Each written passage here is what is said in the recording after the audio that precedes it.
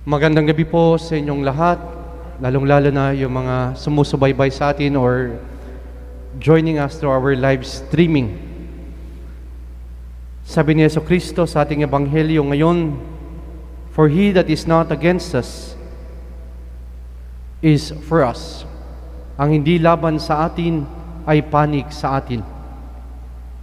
Alam niyo, sa bawat organization, sa mga grupo, at kasama na rin ang ating simbahan. Kung yung mapapansin, sa bawat grupo, bawat organization, laging sumusulpot itong dalawang negative attitudes na hindi mawawala sa isang miyembro ng isang organization o isang grupo. Ano itong dalawang negative attitude na hindi mawala-wala sa isang grupo? Una ay ang tinatawag nating crab mentality. Pangalawa, yung close circle mentality. Yung una, yung crab mentality. Alam natin yan. Yung hinihila mo pababa ang isang tao dahil sa tingin mo naunahan ka o mas umaangat sa iyo, or ayaw mo siyang umangat sa kanyang sarili or sa kanyang buhay, kaya pilit mo siyang binababa, at yung iba naman ay even tinatapakan pa. Crab mentality. When someone is higher than us, we try to pull them down. At marami sa mga miyembro ng isang organization o isang grupo, nang dahil sa inggit, dahil sa galit, dahil sa pride ng sarili, we try to pull others down. Crab mentality. Ayaw natin maunahan. Ayaw natin masikat ang iba or mas mataas sa atin ang iba. Yung second na attitude sa isang grupo ay ang tinatawag nating close circle mentality. Sa isang organisasyon o grupo, may mga miyembro na ayaw papasukin yung ibang tao kung hindi ito magmamatch sa kanilang itinakdang standard or kagustuhan, o yung tinatawag natin sa English na dapat kasama ka sa aming clique.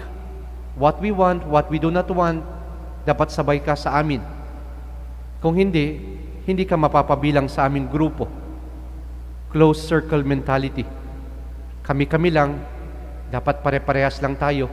Ang hindi sumunod sa atin, out. Or kung may makapasok man sa kanilang grupo na hindi angkop sa kanilang kagustuhan, pumapasok yung insecurity. Natitreaten sila.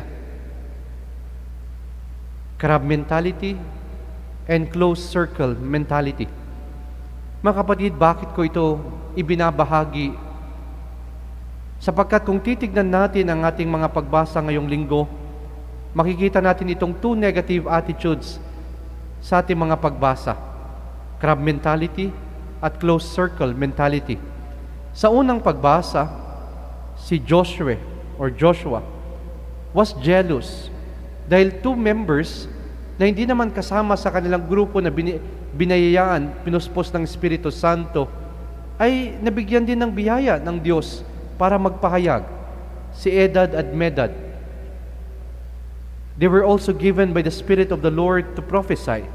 At natitreaten si Joshua, kaya sinabi niya kay Moses, that these true prophets are chosen by God, maybe can be greater than us. Sa English, sabi ni Moses sa kanya, "Are you jealous?" Natitreaten ka ba dahil ikay naiinggit? Baka mas magaling pa sila kaysa sa atin.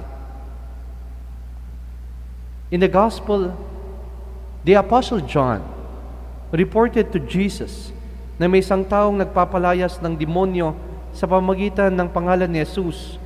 Ngunit itong isang tao na hindi naman kasamahan nila, hindi kasama sa mga chosen apostles ni Jesus. For the Apostle John, he's protecting yung close circle mentality. Lord, dapat kami lang ang may kapangyarihan dahil kami ang iyong pinili to expel demon, to preach the good news in the name of Jesus. We are the chosen ones. Pinili. Bakit mayroong isang tao ginagaya yung ginagawa natin. Close circle mentality. Anong sabi ni Jesus sa kanya? Huwag niyo siyang pagbawalan, sapagkat walang taong matapos gumawa ng kababalaghan sa pangalan ko, ang agad magsasalita ng masama laban sa akin, sapagkat ang hindi laban sa atin ay panig sa atin. Sapagkat ang hindi laban sa atin ay panig sa atin. Mga kapatid, ang mga pagbasa ngayong linggong ito ay pinalalahanan tayo ng dalawang bagay. Una, it reminds us that Jesus' mission is not exclusive. Kami-kami lang, amin lang ito, walang papasok, walang hihigit sa amin. It's not exclusive, but inclusive. Ang misyon ni Jesus ay para sa lahat. Kasama ka, hindi lamang sa iilan. Para kay Jesus, walang puwang sa kanyang mga disipulo, yung mentality na binabanggit ko kanina, na hilain pababa ang iba para tayo'y umangat. Or yung close circle mentality na kami-kami lang ang dapat gumawa ng misyon ni Kristo. Kami-kami lang ang dapat may power na pinagkaloob ng Diyos sa amin. Hindi ka kasama. Remember, in the ministry of Jesus, He welcomes all. Tinanggap niya ang lahat, maging sino ka man. Whatever culture you have, status, race, nationality, gender, etc. God welcomes you.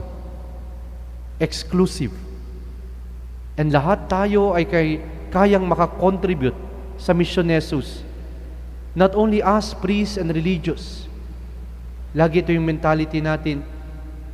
Ang pagmimisyon sa mga pari, relihiyoso lang yan. Ang pagbabahagi ng mabuting balita ay para lamang sa mga miyembro ng simbahan. No, my dear brothers and sisters. By the virtue of our baptism, we are all called to be missionaries. Lahat tayo kabahagi sa misyon ni Jesus, maging sino ka man. Lahat tayo tinatawag na kanyang mga alagad. Walang aako na kami-kami lang, sila-sila lang, or dapat mas mahigit sila. Everybody is called to participate in the mission of Jesus. Tinawag tayo upang magkaisa at iisa ang ating pananampalataya, iisa ang ating misyon, iisa ang ating Diyos. Sabi nga ng isang kanta, isang pananampalataya, isang pagbibinyag, isang Panginoon, ang kinin nating lahat. Tapos may kadugtong yung lyrics ng song, sabi niya, habilin ni Jesus nung siya'y lumisan, kayo'y magkatipon sa pagmamahal. They know that you are disciples of Christ if you love one another.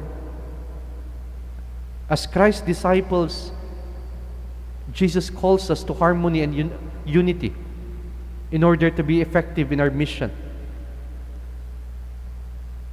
Today, if the world says, kung makikita niyo ang mundo, ako lang ay, myself, kami-kami lang. Yan ang mentality ng mundo ngayon. But for Jesus in today's reading in the Gospel reminds us that His church is all about we. Tayo, kasama ka, magkakasama tayo. Iisa ang ating misyon, iisa ang ating pananampalataya. Walang puwang sa disipulo ni Kristo sa kanyang simbahan ang inihila pababa ang kapwa-tao or walang sinasama sa kanilang grupo. Close circle mentality. It is not my mission, but it is our mission. Jesus' mission is exclusive para sa lahat. Pangalawa, meron tayong misyon. Kung tayo nakikibahagi sa misyon ni Kristo, tatanungin natin, ano yung misyon natin? Isa lang ang misyon natin. We have one common mission, and that is to proclaim the kingdom of God. And what is that kingdom of God all about? It is about doing good to others. Simple lang ang misyon ng isang Kristiyano. ang gumawa ng mabuti sa kanyang kapwa-tao. This is our identity and mission as Christ's disciples, na gumawa ng kabutihan at itigil ang kasamaan. Lahat tayo, naiintindihan natin yan. Hindi napaka-komplikado. Simple lang ang sabi ni Jesus, ang mission mo, gumawa ka ng kabutihan sa iyong kapwa at itigil ang kasamahan. Kaya, sa last part ng gospel, no, ang lahat ng nagiging balakid or dahilan kung bakit hindi tayo makagawa ng kabutihan sa ating kapwa, kailangan mong putulin. Kailangan mong itigil. Putulin mo na yan, kapatid. Kaya kung we will try to take the gospel literally, yung sabi niya, putulin mo, siguro makikita natin sa ating paligid, sa ating pamilya, sa ating mga kasamahan na Kristiyano, wala nang mga mata. Dahil puro malalasawa at galit ang nakikita sa iba. O wala nang bibig, nakatigom ng bibig, dahil siguro sa pagiging chismoso, or malakas na manglait sa kapwa, or wala na siguro mga iba sa atin kamay at paa, kung paano tayo mag-abuso sa ating kapwa-tao, or wala nang tenga, dahil hindi tayo marunong makinig sa hinaing ng iba. Marami siguro sa atin ngayon, kung we will take the gospel literally, ang mga disabled, walang tenga, walang mata, walang paa, walang kamay. Ang hamon ni Jesus, mga kapatid, sa atin, do not take for the gospel, putulin mo literally. Ang kailangan mong putulin ay ang mga ugali natin, ang mga gawain natin na hindi nakakatulong sa paggawa natin ng mabuti sa ating kapwa-tao. Putulin mo, kapatid, ang lahat ng masamang gawain at magbago ka na. Pag nilayan natin ngayon, ano nga ba ang dapat nating putulin, itigil sa ating buhay na siyang dahilan kung bakit hindi tayo makagawa ng mabuti sa ating kapwa-tao? O yung tinatawag kong excess baggage, mga bahagi sa ating buhay na kailangan na nating iwanan, itigil, yung mga nagpapabigat sa atin upang tayo makagawa ng ating misyon na maging mabuti sa ating kapwa. Ano yung mga excess baggage natin sa buhay? Gaya ng pagkainggit. Instead you have a better life, you have become a bitter life. Napakapait ng buhay mo dahil sa iyong pagkainggit o yung pagkamakasarili.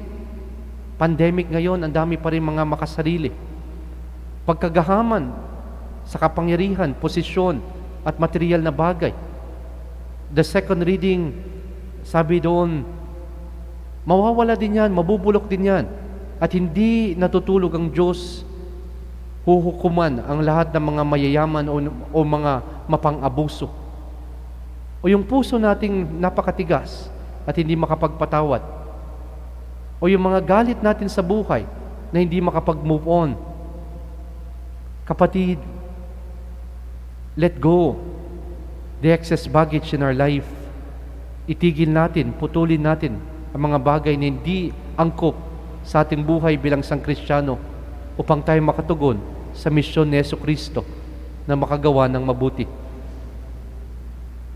Nawa ang ating karanasan ngayong pandemya, ipinapaalala sa atin na isang pamilya tayo na kailangan magtulungan upang makasurvive sa ating pinagdadaan ng pagsubok dito sa mundo. Bawal ang crab mentality, bawal ang close circle mentality o yung kanya-kanya. Isang pamilya tayo, isang ating Diyos, isang ating misyon. At yung misyon natin ay ang gumawa ng kabutihan para sa ating kapwa. At yan ang magbibigay kaligayahan sa atin at kapayapaan. Yan ang magbibigay sa atin ng kadalisayan sa ating puso. Naway tumugon tayo sa hamon ni Jesucristo na bawat isa ay kasama niya sa kanyang misyon at meron tayong iisang misyon at yun ang gumawa ng kabutihan sa ating kapwa-tao. Amen.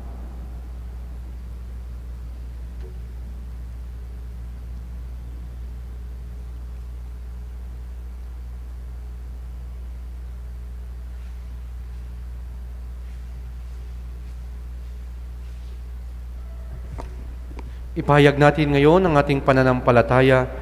Sumasampalataya ko sa Diyos samang makapangyarihan sa lahat, na may gawa ng langit at lupa. Sumasampalataya ako kay Hesukristo, iisang anak ng Diyos, Panginoon nating lahat. Nagkatawang tao siya, lalang ng Espiritu Santo, ipinanganak ni Santa Mariang Birhen, pinagpakasakit ni Poncio Pilato, ipinako sa krus, namatay, inilibing, nanaog sa kinaroroonan ng mga yumao, nang may ikatlong araw na buhay na mag-uli, umakyat sa langit, naluluklok sa kanan ng Diyos amang makapangyarihan sa lahat. Doon magmumulang paririto at huhukom sa nangabubuhay at nangamatay na tao. Sumasampalataya naman ako sa Diyos Espiritu Santo, sa banal